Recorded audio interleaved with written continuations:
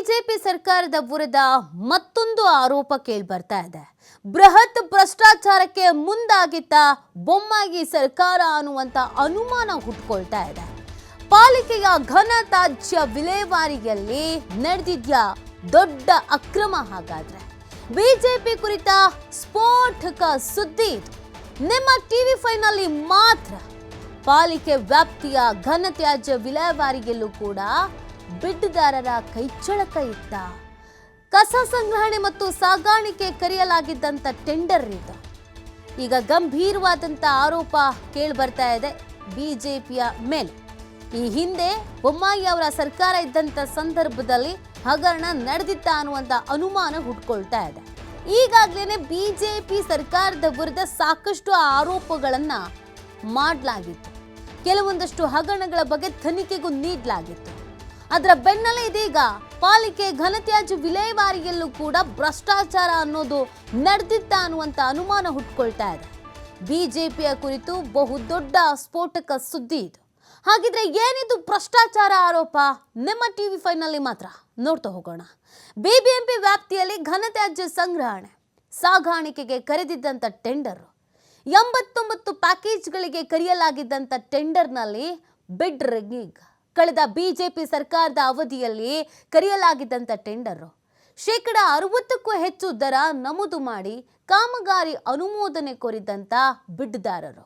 ಘನತ್ಯಾಜ್ಯ ನಿರ್ವಹಣಾ ಮಂಡಳಿ ಸ್ಥಾಪಿಸಿರುವ ಹಿಂದಿನ ಬಿಜೆಪಿ ಸರ್ಕಾರ ಈ ಸಂಬಂಧ 30 ವರ್ಷ ಅವಧಿಗೆ 90,000 ಕೋಟಿ ಗುತ್ತಿಗೆಯನ್ನ ನೀಡಲಾಗಿದೆ.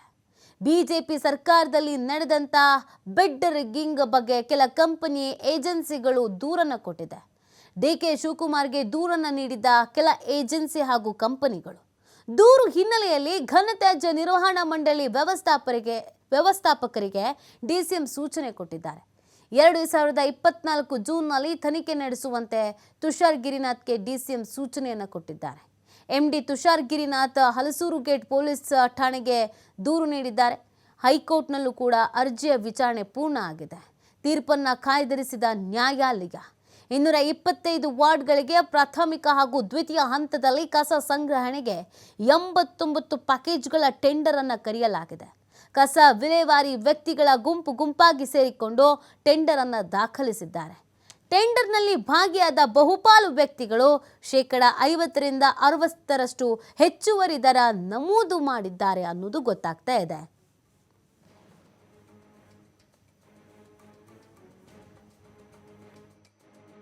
ಅದಕ್ಕೆ ನಾವು ಆಗಲೇ ಪೊಲೀಸ್ಗೆ ದೂರು ಕೊಟ್ಟಿದ್ದೀವಿ. ಅದನ್ನು ಮೇಲ್ಗಡೆನೂ ಕೂಡ ನಮ್ಮ DCM ಹಂತದಲ್ಲಿನೂ ಕೂಡ ದೂರು ಬಂದಿದೆ, ನಮ್ಮ ACS ಹಂತದಲ್ಲಿನೂ ದೂರು ಬಂದಿದೆ. ಅವರು ಅದರ ಮೇಲೆ ಬೇರೆನೂ ಕೂಡ ತನಿಖೆ ನಡೆಸ್ತೀವಿ ಅಂತ ಹೇಳಿದ್ದಾರೆ. ಅವರು ಆ ಪ್ರಕಾರ ಮಾಡ್ತಾರೆ. ನಾವು ಪೊಲೀಸ್ಗೂ ಕೊಟ್ಟಿದ್ದೀವಿ. ಅವರು ಈ ಗವರ್ನೆನ್ಸ್ ಇಲಾಖೆ ಜೊತೆಗೆ ಸಮಾಲೋಚನೆ ಮಾಡಿ ಯಾರ್ಯಾರು ಎಷ್ಟು ಟೈಮ್ಗೆ ಬಿಡ್ ಮಾಡಿದರು ಅಂತ ಎಲ್ಲ ಲೆಕ್ಕ ಪಡ್ತಾ ಇದ್ದಾರೆ. ನಾವು ಅದನ್ನು ರದ್ದು ಮಾಡಿದ್ದೀವಿ. ನಮಗೆ ಸಂಶಯ ಇದೆ ಅಂತ ಆಧಾರದ ಮೇಲೆ ರದ್ದು ಮಾಡಿದ್ದೀವಿ. ಮಾನ್ಯ ಉಚ್ಚ ನ್ಯಾಯಾಲಯ ಗಮನಕ್ಕೆ ತಂದಿದ್ದೀವಿ. ಉಚ್ಚ ನ್ಯಾಯಾಲಯದಲ್ಲಿ ನಿನ್ನೆ ಪುಟ್ ಫಾರ್ ಇದನ್ನು ಫೈನಲ್ ಜಜ್ಮೆಂಟ್ಗೆ ಪುಟ್ ಆಗಿದೆ. ಈಗ ನಾವು ಕಾಯಬೇಕಾಗಿದೆ, ಬರುತ್ತದೆ ಈ ವಾರ ಮುಂದಿನ ವಾರ. ಯಾವಾಗ ಮಾನ್ಯ ಉಚ್ಚ ನ್ಯಾಯಾಲಯವು ಅದರ ಮೇಲೆ ತೀರ್ಮಾನ ಮಾಡ್ತದೆ ಆ ಪ್ರಕಾರ ಮುಂದೆ ನಾವು ಕ್ರಮ ಕೈಗೊಳ್ಳುತ್ತೇವೆ. ಅದಕ್ಕೆ ನಾವು ಆಗಲೇ ಪೊಲೀಸ್ಗೆ ದೂರು ಕೊಟ್ಟಿದ್ದೀವಿ.